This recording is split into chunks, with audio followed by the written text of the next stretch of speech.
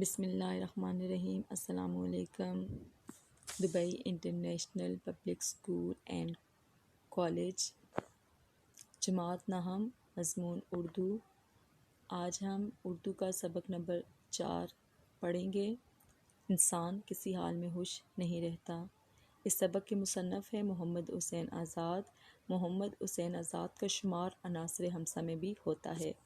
صنف ادب کے لحاظ سے یہ تمثیلی مضمون ہے۔ تمثیل سے نکلا ہے۔ تمثیل کہتے ہیں مثل یا مانند یا تشبیہ دینا۔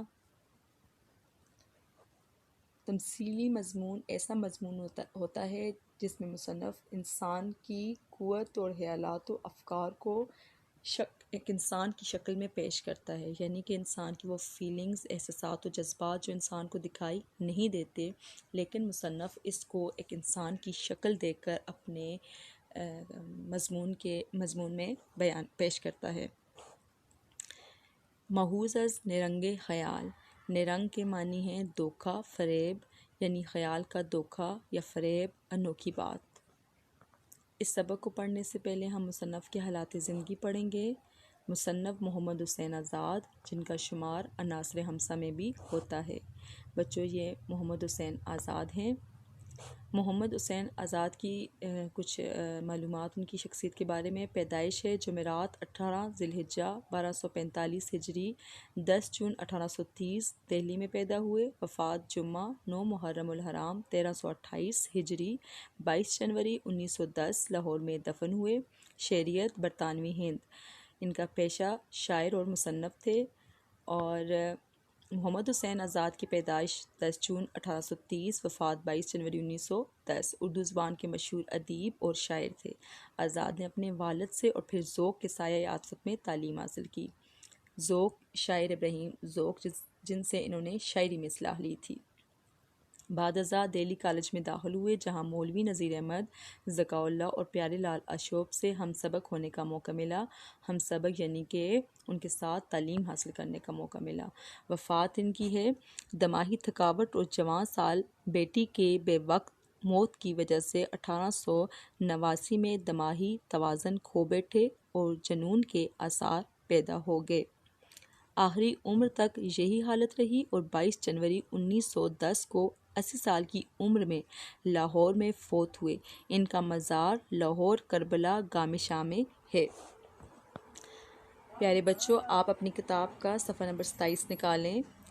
کسی بھی مصنف کا تعارف پڑھنے سے پہلے میں نے آپ کو پہلے بھی بتایا ہے کہ آپ نے کچھ چیزوں کو دھیان میں رکھنا ہے، یعنی کہ جب بھی آپ کسی مصنف کا تعارف پڑھیں تو اس کو مختلف سٹیپس میں ڈیوائڈ کر لیں، یعنی کہ پہلا حصہ ابتدائی دور، جس میں مصنف کی پیدائش، جائے پیدائش اور پھر تعلیم وغیرہ آ جاتی ہے۔ دوسرے میں ان کا ادبی خدمات اور پھر ان کی تصانیف اور وفات وغیرہ آ جاتی ہے۔ تو آپ نے اس سبق کے جو خاص نکات ہیں ان کو انڈر لائن کر کے ان کو یاد کرنا۔ ایسا کرنے سے آپ کو ان کے تعارف کو ان کے یاد کرنے میں آپ کو آسانی ہوگی۔ محمد حسین آزاد، ان کی ولادت 1830، وفات 1910۔ محمد حسین آزاد دہلی میں پیدا ہوئے، یعنی ان کی جائے پیدائش دہلی میں ہے۔ ان کے والد کا نام مولوی باقر علی تھا، جو اپنے دور کے بہت بڑے عالم تھے اور دہلی سے اردو کا اخبار نکالتے تھے۔ آزاد نے دہلی کالج میں تعلیم پائی۔ شاعری میں شیخ ابراہیم ذوق سے اصلاح لی، یعنی کہ شاعری میں شیخ ابراہیم ذوق آپ کے استاد ہیں۔ 1857 کے ہنگامے میں ان کا گھر بار لٹ گیا، یعنی جنگ آزادی 1857 میں جنگ آزادی لڑی کی، جو مسلمانوں اور ہندوؤں نے مل کے انگریزوں کے خلاف لڑی تھی۔ اس میں ان کا گھر بار لٹ گیا۔ ان کے والد کو انگریزوں نے موت کی سزا دی۔ آزاد چھپتے چھپاتے لاہور پہنچ گئے۔ جب عام معافی کا اعلان ہو گیا تو انہیں محکمہ تعلیم میں ملازمت مل گئی۔ گورنمنٹ کالج لاہور میں پروفیسر رہے۔ درسی کتابیں لکھنے کا کام ان کے سپرد ہوا۔ درسی یعنی وہ کتابیں جو مدارس وغیرہ میں پڑھائی جاتی تھی۔ آزاد نے حالی کے ساتھ مل کر جدید مشاعروں کی بنیاد ڈالی، یعنی نئے طریقے سے نئے طرز کے مشاعروں کی بنیاد ڈالی، جن میں مصرع طرح کے بجائے عنوان دیا جاتا تھا۔ مصرع طرح وہ مصرع جو قافیہ اور ردیف بنانے کے لیے بطور طرح تجویز کیا جاتا ہے۔ یعنی کہ پہلے ایسا ہوتا تھا کہ کوئی بھی نظم جب لکھی جاتی تھی تو اس میں سے ایک مصرے کو اٹھا کے اس کو ٹاپک عنوان بنا دیا جاتا اور باقی نظم کو اسی مصرع کے طرز پہ لکھا جاتا، اس میں جو قافیہ اور ردیف ہوتے تھے باقی نظم اسی طرز پہ لکھی جاتی۔ لیکن محمد حسین آزاد نے باقاعدہ عنوان دیا کسی بھی نظم کو لکھنے کا، کسی بھی نظم میں نظم کو باقاعدہ ٹاپک یا ٹائٹل دیا اس کا۔ حکومت نے شمس العلماء کا خطاب دیا۔ آزاد کو اردو ادب میں ایک منفرد انشا پرداز کی حیثیت حاصل ہے، انشا پرداز مضمون لکھنے والا۔ انہوں نے جس وقت نثر لکھنی شروع کی اس وقت ان کے سامنے نثر کے دو نمونے تھے، یعنی کہ دو طرح کی نثریں لکھی جاتی تھی۔ ایک طرف پرتکلف اور مشکل عبارتوں والی قدیم نثر تھی، یعنی پرانی نثر جو تھی وہ مشکل اور پرتکلف عبارتیں تھیں اس میں، تو دوسری طرف غالب اور سرسید کی سلیس اور سادہ نثر جس میں مقصدیت کو بنیادی حیثیت حاصل تھی، جیسا کہ سر سید احمد خان بھی عناصر ہمسہ میں ان کا شمار ہوتا ہے، اسی لیے ان کو عناصر ہمسہ کہا جاتا ہے، کیونکہ انہوں نے پرانے ادب کو بدل کر نئے ادب کی بنیاد رکھی اور اس میں مقصدیت کو بنیادی حیثیت حاصل تھی۔ آزاد نے ان دونوں نمونوں سے فائدہ اٹھاتے ہوئے اپنے لیے ایک نئی راہ نکالی۔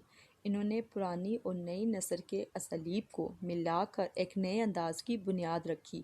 اسالیب اسلوب کی جمع، اسلوب کہتے ہیں طریقہ، طرز بیان۔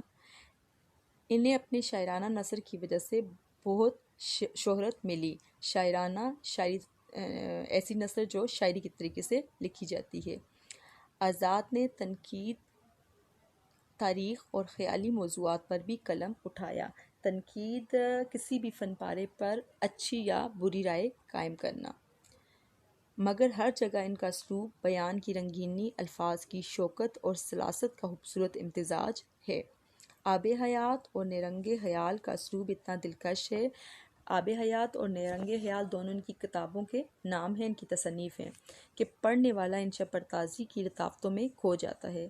جب وہ کسی خیالی موضوع پر قلم اٹھاتے ہیں تو ان کا قلم موتی اگلتا اور پھول برساتا چلا جاتا ہے۔ الفاظ کے جادوگر ہیں۔ آزاد الفاظ کے جادوگر ہیں سے مراد یعنی کہ جو الفاظ وہ لکھتے ہیں اس کو پڑھنے والا اس میں کھو سا جاتا ہے، اس پر ایک جادو سا طاری ہو جاتا ہے۔ وہ لمبے لمبے فقرے لکھنے سے گریز کرتے ہیں، یعنی کہ مختصر جملے لکھتے ہیں جو آسان اور سادہ ہوتے ہیں اور پڑھنے والے کو آسانی سے سمجھ میں آ جاتے ہیں۔ ان کی تصنیف، محمد حسین آزاد کی جو اہم تصنیف ہیں وہ آب حیات، آب پانی، حیات ایسا پانی جو ہمیشہ، جس کو پینے سے ہمیشہ انسان زندہ ہو جاتا ہے، زندہ رہتا ہے۔ تو آب حیات 1880 میں لکھی گئی۔ اس میں محمد حسین آزاد نے ایسے شعراء کا ذکر کیا ہے جو کہنے کے تو مر گئے ہیں لیکن وہ اردو ادب میں ہمیشہ زندہ رہیں گے۔ نمبر 2، نیرنگ خیال، یہ 1880 میں لکھی گئی۔ نیرنگ خیال یہی تصنیف جس میں سے ہمارا سبق انسان کسی حال میں خوش نہیں رہتا، اس میں 13 مضامین ہیں، یہ 13 کے 13 جو مضامین ہیں تمثیلی مضامین ہیں۔ نمبر 3، سہندان فارس، سہن کہتے ہیں شاعری کو، سہندان شاعر، فارس یعنی کہ ایران، فارس ایران کا پرانا نام ہے۔ ایران کے شعراء کا ذکر ہے اس میں۔ 1887 میں لکھی گئی۔ قصص الہند، قصص قصے کی جمع ہے، ہند ہندوستان، قصص الہند لکھی گئی ہے 1869 میں، 1869 میں لکھی گئی۔ نمبر 5، سیر ایران یعنی ایران کی سیر، یہ 1886 میں لکھی گئی۔ اور پھر دربار اکبری